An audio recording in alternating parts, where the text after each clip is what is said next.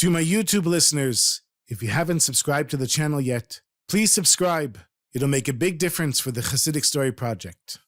This is the Chassidic Story Project with Barak Hullman, podcasting from Jerusalem, Israel. This podcast is sponsored by listeners just like you. To become a supporter of this podcast, please go to HasidicStory.com, HASIDIC story.com. You'll never know, you'll never know, you'll never know, you'll never know. One morning, there was a knock at the door at the home of Rabbi Menachem Mendel of Vitepsker, one of the greatest students of the Maggid of Mezrich, who of course was the successor of the Heilige Baal Shem Tov. It was the police knocking on the door of Rabbi Menachem Mendel. He opens the door, and without asking any questions, the policeman simply put handcuffs on him and take him away. He didn't even get a chance to ask them what's going on. Before he knows it, he's been booked and put into a cell with other criminals. The Vitepsker Rebbe, he's looking around. Everyone there are goyim. He's stuck in the cell with a bunch of criminals, and he had no idea what he had done in order to get arrested. And a few hours later, the police take him out of the cell. They put him down in an interrogation room, and they say to him, "Admit to your crimes." And the Vitepsker says, "What crimes? What crime could I have possibly committed that would make you come to my house and arrest me like this?" They said, "Don't play games with us, Rabbi. We know that you're the head of a gang of thieves." And the rabbi said, "Really? And what have my thieves done?" So the police said, "Your thieves steal money all around the area, and they bring it to you as charity, and you distribute that charity to other Jews, and they're just laundering stolen money through you." And the Vitepsker says, "And how do you know this? Where is your evidence?" And he said, "Well, we have an honorable person in the community who told us, Rabbi, that you're a criminal. And as far as we're concerned, we take his word over the word of any Jew." So the Vitepsker explains to them, "Listen, obviously the person doesn't like me, probably doesn't like Jews, whoever this so-called honorable person is. But I promise you, I didn't steal anything. And that money that Jews are giving me is not stolen money. Any stolen money is not considered tzedakah. It's money that they made with their hard-earned work. And they're giving it because it's a mitzvah, it's a commandment from God that Jews give at least 10% of their income in order to help their fellow Jews." And the police said, "Listen," they put a document in front of the Vitepsker. They said to him, "Rabbi, just sign this and we're done." The rabbi looks at it and it says that he's admitting to all kinds of crimes that he'd never done. And he said, "Not interested. I'm not going to sign it." They try threatening him a little bit more. They say, "Rabbi, listen, you're going to end up spending the rest of your life in prison if you don't sign this document. At least if you sign it, you'll only be in prison for 30 years. And that's better than a lifetime." And the Vitepsker said, "Never mind. I'm not signing any document of lies and fabrications. I'm not a criminal. I didn't steal anything." So the police pick him up and throw him back in the cell. And the rabbi is sitting there in the cell trying to figure out, why did Hashem send him to this place? What did he do to be put in a cell with criminals and thieves and murderers and who knows what? He couldn't figure it out. But he sees from the small window in the cell that the sun is setting, and it was time to daven the mincha prayer, the afternoon prayer. So he went to the corner and faced the wall and closed his eyes and went into deep meditation in his prayer, ignoring all the noise around him. And in his thoughts, he goes up to heaven and he asks the heavenly court, "What did I do to deserve this punishment?" And the answer he receives in his davening in his mind is, "Soon it will be revealed to you, holy Rabbi." And so the Vitepsker finishes, and when he takes 3 steps back from Shmona Esrei, from the silent prayer, he notices one of the other prisoners was watching him. At first he ignored the other prisoner. The next morning when he woke up, put on tefillin, this prisoner did not take his eyes off of the Rebbe. From the moment that he started davening until he finished, which was several hours later, this prisoner was fixed on the Rebbe. And Rebbe Menachem Mendel looks at this prisoner, who looks just like any of the other non-Jewish prisoners there in the cell. He doesn't understand what's going on. And not long after the davening, the prisoner who had been watching him comes over to the Vitepsker and he says, "Rabbi, can I help you with anything? If there's anything you need, please let me help you. Here, you can take my pillow. You'll be more comfortable, Rabbi." And Reb Menachem Mendel, not being such a young man, he takes the pillow and he says, "Thank you, my friend." And over the next few days, this prisoner did everything he could to help Reb Menachem Mendel.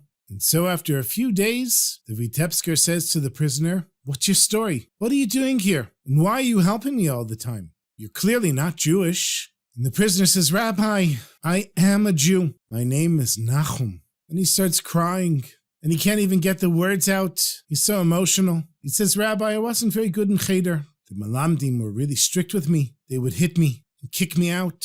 And one day I'm walking in the street and nothing to do. A young boy, I'm only 10 or 11 years old. And this older boy, who's like 16, comes over to me and says, 'Hey, Jew, you want to make some money?' I'm like, 'Yeah, sure.' We go and we steal some money together. He gives me a little bit, takes the rest for himself. Over the years, I became a very good thief. I would break into people's homes at night, steal everything I could find.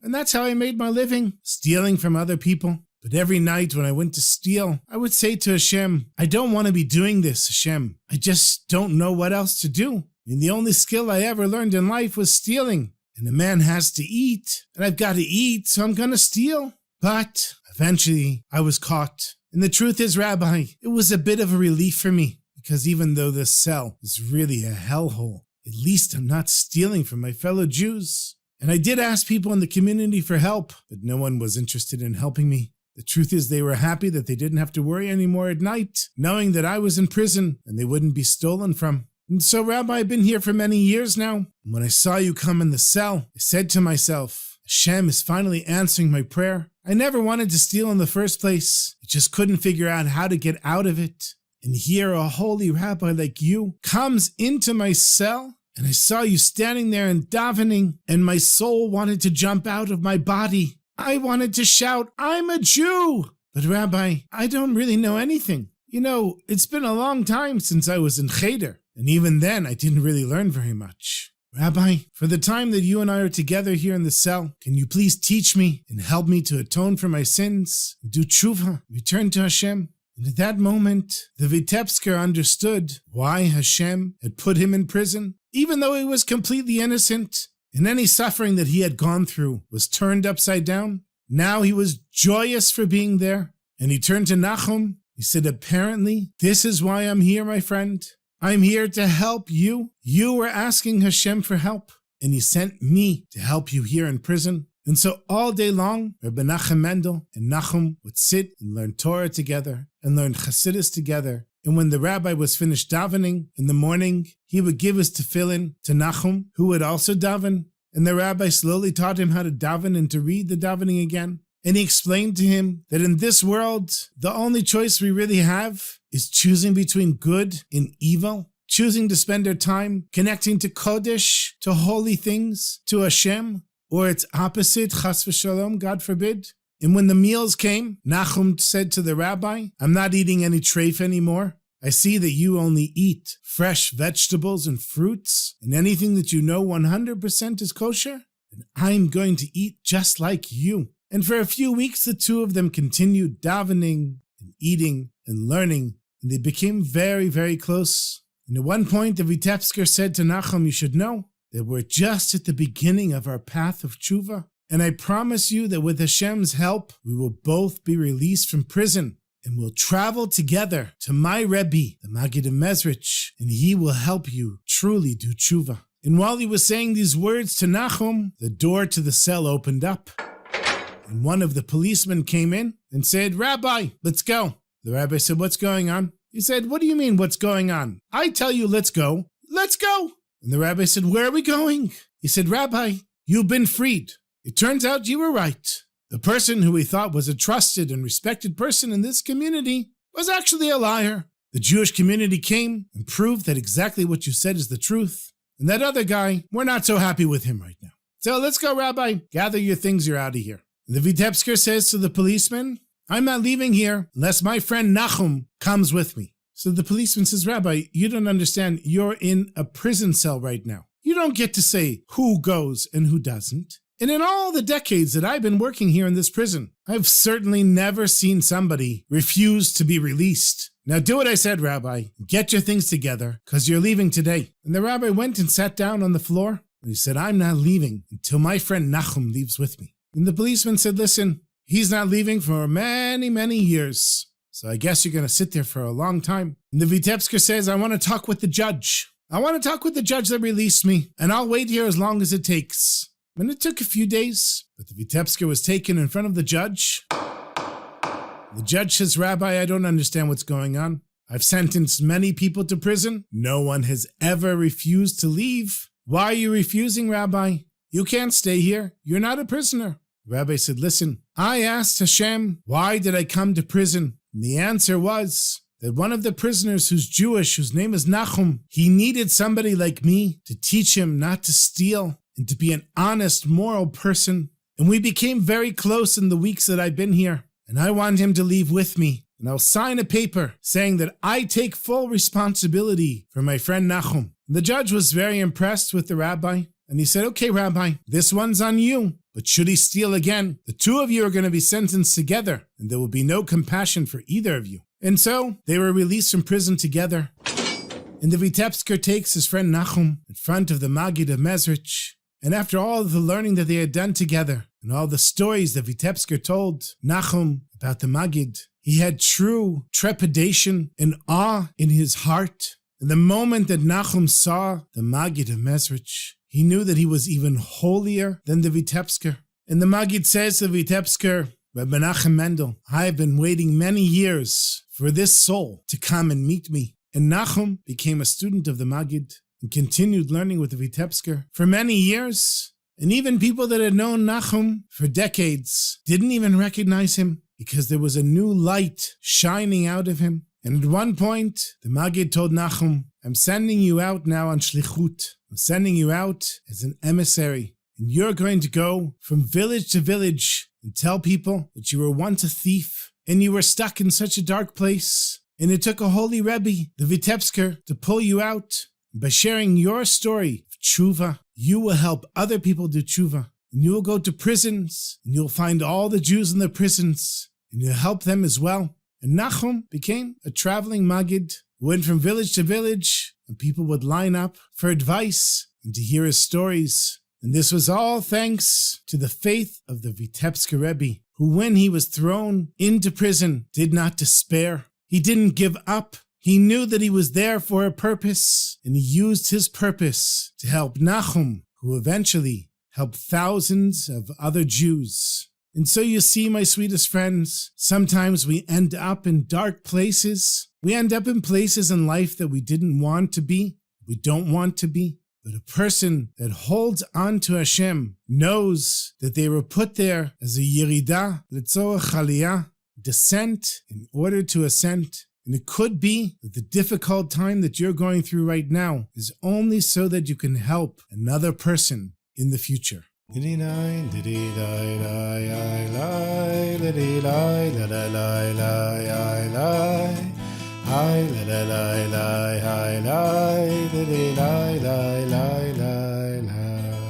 have one more story for you. This is a story that was told by Rav Shalom Shvadoron, who was known as the Maggid of Jerusalem and passed away in 1997. There were parents living in Tel Aviv that had only one child, a daughter. And unfortunately, there have been very hard times for the Jews living in the land of Israel, then as now. And the mother was very concerned about her daughter walking in the street or being on a bus. And so she insisted that her daughter only go to a school that was within walking distance of the house, with only a few minutes away so that the mother could pretty much watch the child as she went to school every day. And for Kita Aleph, Bet, and Gimel, first, second, and third grade, everything went well. But then the family had to move, and even though they weren't living in Bnei Brak, they moved close to Bnei Brak. And the only school that was within walking distance where the mother could walk her daughter every day was a dati school, a religious school. And the mother, understanding that a religious school doesn't fit the life of a secular Jew, she thought maybe it's not the best idea. And she and her husband didn't keep anything. They didn't keep kosher. They didn't keep Shabbos. They didn't do anything Jewish. But the mother, probably suffering PTSD and not having a definition in those days, decided it was better to send her daughter to a religious school that was nearby than a secular school where she wouldn't be able to walk her every day. And for the first few months, everything was going fine. The teachers, of course, embraced this girl, and they were very happy to have her in the school. But one Friday afternoon, the 9-year-old girl comes home and enthusiastically tells her mother how her teacher had taught the girls the blessing on candles Friday night before the Holy Shabbos. And she proudly told her mother the blessing that Hashem commanded us to light the lights of the Holy Shabbos. Asher kiddushanu v'mitzvotav v'tzivanu lahadnik ner shel Shabbat. And she said to her mother, "Can we light candles this Friday night?" And the mother said, "Well, that's very nice that your teacher taught you, but, we don't light candles in this house." And the girl says, "But my teacher said that every Jew lights candles for Shabbos. And we're Jewish, Ima, so we must light candles for Shabbos." And the mother didn't exactly know what to say to her daughter. She said, "Yeah, it's true, we don't light candles for Shabbos, but we do light them on Yom HaZikaron, on Memorial Day, when we remember the fallen soldiers who fought for the state of Israel." And the little girl looks at her mother and says, "That's your answer? That we light candles on Yom HaZikaron, on Memorial Day?" And she storms out of the room. The next week passes, and in school, all of the girls were excitedly telling about lighting candles for Shabbos, and how excited they were to light candles the next Friday. And this little girl decided she was going to take matters into her own hands. Late Friday afternoon, just as the stores were closing, she went down to the Makolet, to the local mini market, and asked the owner for 2 candles for lighting for Shabbos. And the owner says, "Are these for you or for your mother?" Because this family had never bought anything for Shabbos before. And the girl said, "Yeah, it's for my mother." And the owner of the mini market, he didn't really believe that. He thought maybe this girl had misunderstood her mother. She probably had a yard site and wanted to light yard site candles. So he gave her 2 yard site candles. And as the girl is walking home, she's practicing saying the bracha, Asher kiddushanu v'tzvotav v'tzivan, lahadlik ner shel Shabbat. Asher kiddushanu v'tzvotav v'tzivan, lahadlik ner shel Shabbat. And she's very excited about coming home and doing the mitzvah that's unique to Jewish women. And that evening, after the girl's father had come back home and her mother had gathered everyone for the Friday night meal, not the Shabbos meal, just a Friday night meal, they called the little girl, but she didn't answer. Both the mother and father called her again and again. She didn't answer. So they opened the door to her room. And what do they see? The girl sitting at her desk, staring at 2 lit yard site candles. And the mother says to her daughter, "What are these candles?" Before the daughter even had a chance to answer, the mother thought back to her own mother, who she remembered many years before had lit yard site candles for her parents who had died in the Holocaust. And she remembered the pain of her own mother, mourning the death of her parents. And this girl stands up and she sees that her parents caught her in something that was forbidden in her house. And the father is a little angry. He didn't know about the whole conversation between the daughter and the mother the week before. And he says, "What is this? What is this?" The girl looks at the candles and then back at her parents. And she said, "Echad Abba, ve'echad Ima." 1 candle is for you, father, and the other is for you, mother. And now the girl meant that she wanted to share the mitzvah with her parents. She lit 1 candle for her father, and she lit 1 candle for her mother. But the parents took it in a different way. And the mother felt like the daughter was lighting a yard site candle to mourn her modern approach to Judaism, which was nothing, and the father, who did nothing as a Jew. And the parents looked at their sweet daughter, who only wanted to light candles for Shabbos, sitting in front of 2 yard site candles, 1 for father and 1 for mother, and that melted their hearts. And the mother said, "It made me see the light, made me realize that I needed to start lighting candles for Shabbos." And from that point on, the father would bring home Shabbos candles, and the daughter and mother went to every apartment in their building and handed them out to everyone. And lighting Shabbos candles became that family's mitzvah. And of course, as you know, my sweetest friends, mitzvah goreret mitzvah, 1 mitzvah leads to another, until eventually the family became Shomer Shabbos and Shomer Kashrus, and became an inspiration for everyone who heard this story.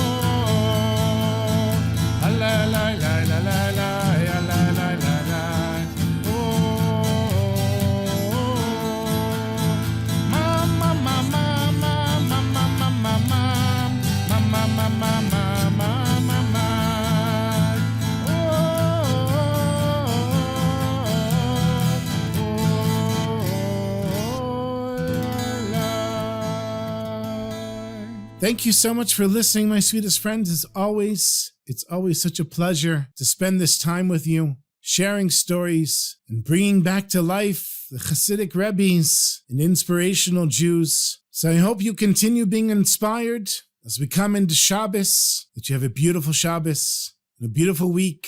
And until then, till our next stories, sei gesund, my sweetest friends. Take care of yourselves and keep lighting those candles.